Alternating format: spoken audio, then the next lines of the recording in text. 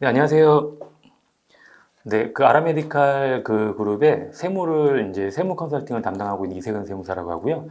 첫 번째 이제 그 약간 내용으로 약간 가벼운 주제를 원장님들이 궁금해하시는 가벼운 주제를 좀 약간 설정을 해봤는데 첫 번째 주제는 이제 그 과연 원장님들이 이제 개원을 하시고 나의 세무를 관리를 맡을 세무사를 선택할 때 어떠한 세무사를 이제 선택을 한 기준이 뭘까? 뭐 이렇게 그 저한테 오히려 여쭤보시는 경우도 있어요. 그래서 뭐 이런 경우가 있죠. 예를 들어서 그 원장님이 개원하시는 지역에서 국세 이제 세무서에서 이제 그 조사관으로 또 약간 경력이 있는 지역에서 경력이 있는 세무사 개업한 세무사를 이제 세무 담당 세무사로 이제 계약을 할 것이냐 아니면은 뭐 여기에 사실 세무사분들이 상당히 많아서 이제 뭐 지인들 친인척 이제 몇 단계 거치다 보면 또 이제 세무사분이 나오는데 그냥 아시는 세무사를 선택을 할 것이냐 뭐 이런 분들도 있을 수 있고 한데 일단은 그런 것 같아요. 첫 번째로 이제 국세청의 경력에 있는 세무사분들을 선택하는 주요 목적은 그런 것 같아요. 이유는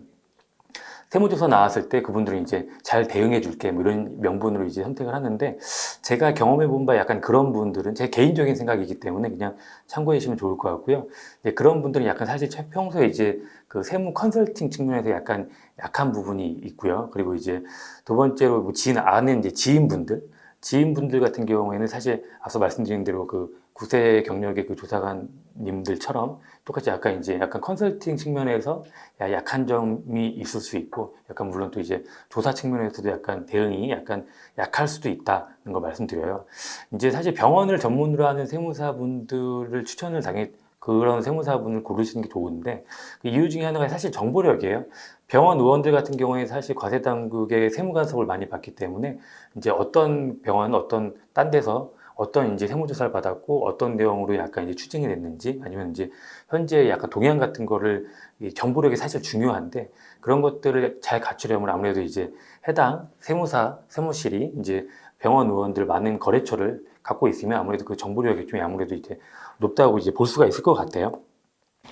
그래서 간혹 이제 이게 중요한 그리고 이제 그 세무의 이런 컨설팅이 중요한 이유 중에 하나가 가끔 이제 다른 데서 이제 그 세무 관리를 받다가 저희 쪽으로 넘어오는데 제가 가끔 이제 세무 분석을 해보면 예를 들어서 하나만 딱 말씀드리면 예를 들어 세액공제, 세액공제라는 게 있죠. 원장님들이 아시겠지만 세액공제라는 거는 원장님들이 낼 세금에서 바로 이제 차감해서 세금을 직접적으로 줄여주는 건데 그게 상당히 세액공제 내용도 많고 이제 요건들도 되게 많은데 이제 그냥 뭐 병원을 전문하지 않은 세무사이거나 아니면 뭐 사무장이 주로 관리하는 세무법인을 통해서 한데 가끔 제가 이제 분석을 해보면 받을 수 있는 세액공제를 놓치는 그런 세무사 사무실도 되게 많고 요건이 똑같으면 똑같은데 얘를 받으면 반드시 얘도 세액공제를 받을 수 있는데 얘만 받고 얘를 안 받고 반대로 얘는 안 받았는데 얘를 받고 약간 이렇게 되게 약간 사실 뭐 잘못 신고 들어가는 경우를 상당히 제가 많이 봤습니다. 이런 것들을 약간 종합적으로 고려했을 때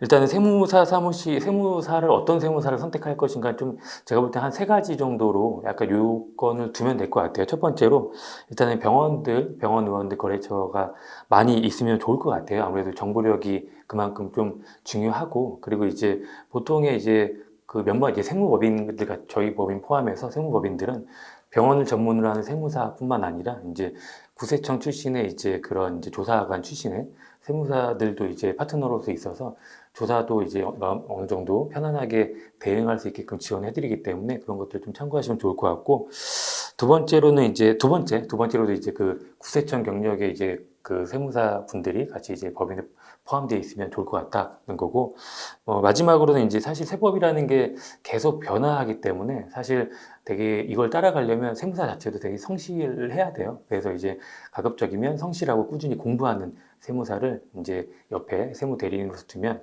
좋을 것 같다는 생각이 듭니다. 이 뭐 첫 번째 주제로 가볍게 이제 어떤 세무사를 선택해야 하는가에 대해서 말씀드렸습니다.